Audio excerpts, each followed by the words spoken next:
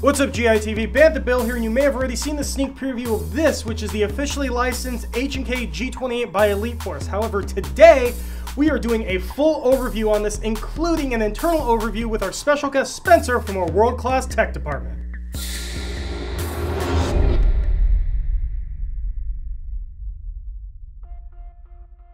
Now, for the Airsoft version of the G28, you are going to get two different versions. The one in my hand is the Special Edition. Now, the Special Edition comes with a bunch of different items that you will not get in the standard version, such as this optic mount, which is designed specifically for a Schmidt & Bender optic that has a 50mm tube diameter. However, Elite Force is nice enough to include adapters so you can use a 30mm scope, as those are much more available in the airsoft industry. Now, also on this optic, you get the two rail pieces you see here, as well as this cool little, I guess you'd be a sunshade for a T1 replica or a real T1 if you so choose to use that.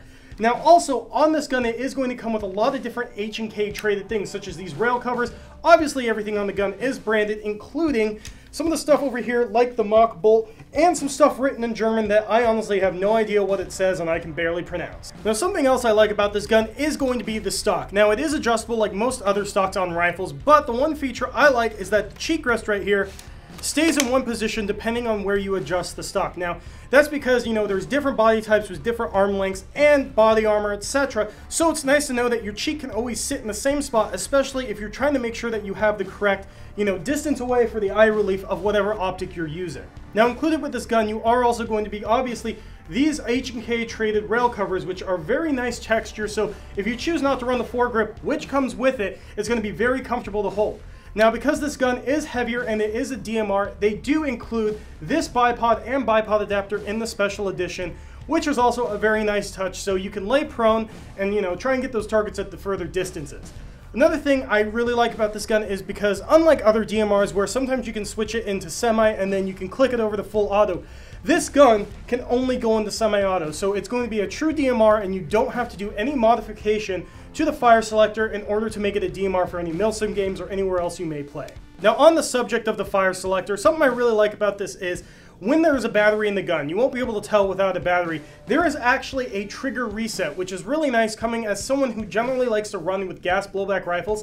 It's nice that an AEG has the touch of realism in which when you pull the trigger and you release it, you can feel that definitive click and then you can fire again. Now, because this is based off of the H&K 417, you can use existing H&K 417 magazines. So for those of you that already have that rifle and you pick this up, you won't need to buy any new mags for you to get out and play. Now, the G28 limited edition is going to come in at $949.99, and it's going to include the optic mount. Optics are not included. You'll have to get those yourself. Rail covers, sling mount, this vertical foregrip, bipod adapter, and hard carrying case. Now, the standard edition is going to come in at $699.99, and it's going to only include the gun as well as a magazine. So be on the lookout for these in the future on airsoftgi.com. Now, before we hand it over to one of our techs, Spencer, to go over the internals, there was one thing I wanted to mention that I really like that this gun has. It does have a built-in MOSFET. For those of you that like to run lipos, this is a nice feature to prevent you from burning out your trigger contacts and overall extending the life of your gun. So now let's hand it over to our tech, Spencer, so he can tell us what exactly makes this thing tick. Hey guys, I'm Spencer from the Airsoft GI Tech Department, and today we're going to be taking a look inside the H&K G28 by Elite Force and OEM'd by VFC.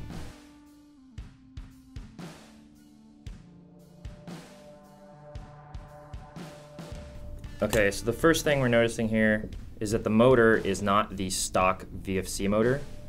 It is a Teenley motor. You can tell by the trapezoidal vents on the side, and that it actually says Teenley on the top. Well, that's an upgraded motor right there, so that's probably, I don't know, retail range $60 or $70 depending on the model. The next thing I noticed is that in the slot where the selector moves, there's a little curved piece of metal or plastic, I can't tell, but that's what's blocking it to make it semi-only. So it is removable. It's actually, I don't know, as long as you save it, you can put it back in, take it out, whatever you want. That's actually a pretty good idea. Since this little plastic piece here is removable, you could very easily, just by like undoing one screw and pulling the selector off, remove this and make it full auto capable. And then if you need to, you could just easily just drop it back in. It's very easy.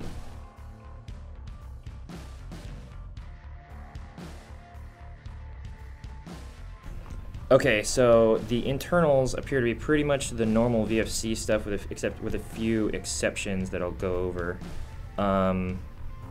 First, the plastic parts, mainly VFCs had issues. The really only big issues with VFCs was the plastic pistons and tappet plates that would frequently break.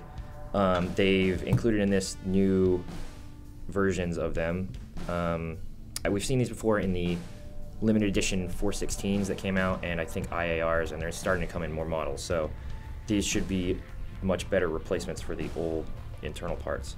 Tappet plate, and then the piston has additional metal teeth more than the old versions did.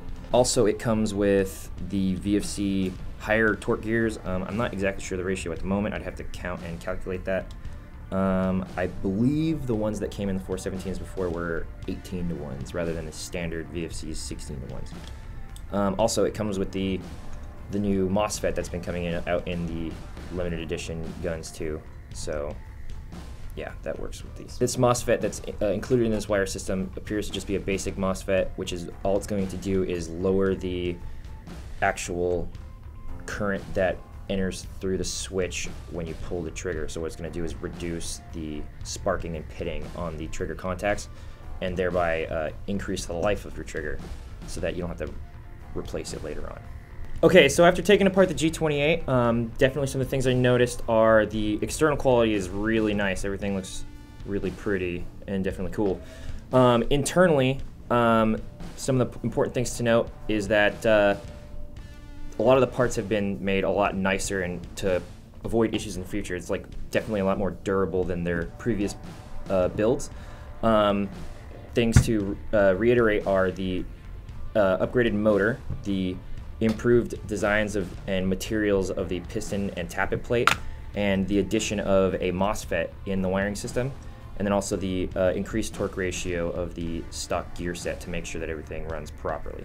It's important to note that all of these parts are designed, the gear ratios and the motor and spring tension are designed to work harmoniously together. So out of the box, this gun already has all the major important upgrades done to it, the MOSFET motor and upgraded piston and tappet plate. So you're already getting a premium tuned gun out of the box. I'm Spencer with the Airsoft GI Tech Department, and this concludes the internal breakdown of the Elite Force HK G28 OEM by VFC. And please check out airsoftgi.com for more videos and pictures on this gun.